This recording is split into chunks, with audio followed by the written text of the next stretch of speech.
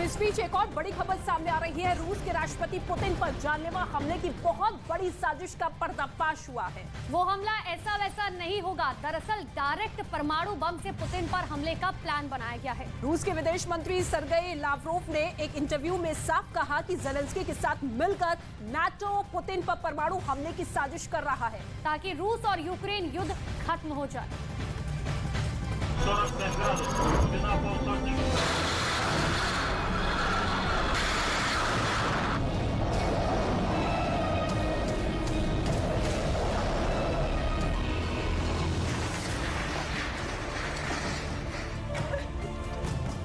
अगर ये दावा सही है तो वाकई दुनिया का विनाश हो जाएगा। अगर ऐसा हुआ तो यकीन मानिए रूस पश्चिमी देशों के लिए यमराज साबित होगा।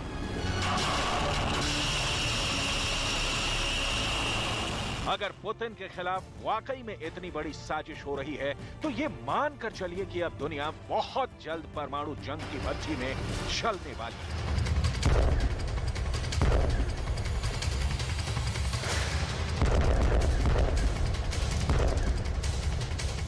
रूस यूक्रेन जंग के 300 दिन के बाद जो अब होने वाला है उसकी कल्पना ना तो रूस ने की थी और ना ही यूक्रेन और नाटो ने।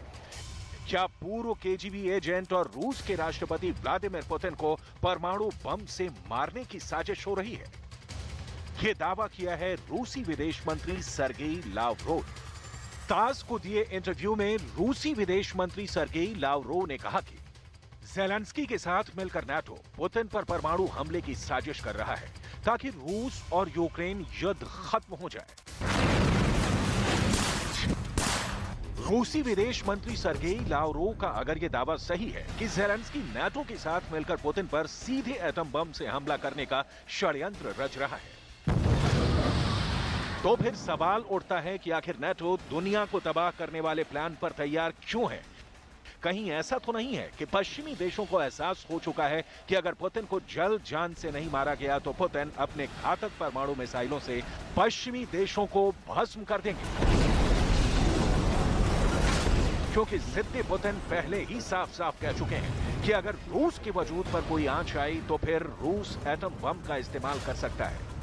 क्या पुतिन की यही धमकी यूक्रेन, अमेरिका, ब्रिटेन और नाटो में शामिल 30 देशों के लिए करो या मरो वाली साबित हो चुकी है? Нефтедобыча. У нас есть договоренность с ОПЕК+, по известной планке добычи. Вот мы подумаем, что дополнительно, если потребуется. Я имею в виду сейчас Россию.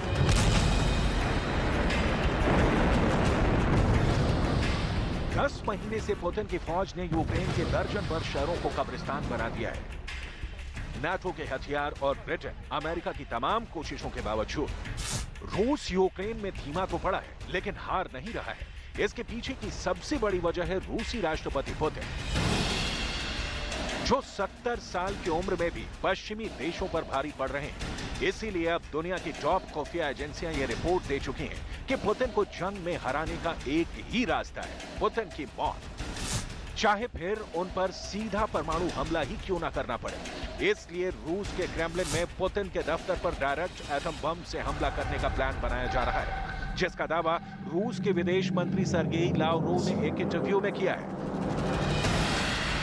लावरोव ने कहा है, पेंटागन के कुछ अज्ञात अधिकारियों ने वास्तव में क्रेमलिन पर डिकैपिटेशन झटका की धमकी दी थी, लेकिन वास्तव में ये रूस के प्रमुख को शारीरिक रूप से खत्म करने का खतरा है। सर्गेई लावरोव के मुताबिक यूक्रेन के राष्ट्रपति वोलोडिमीर जेलेंस्की ने रूस से युद्ध खत्म करने के लिए परमाणु हमले की मांग की थी। जेलेंस्की के इस मांग पर नाटो ने अपनी सहमति दे दी है।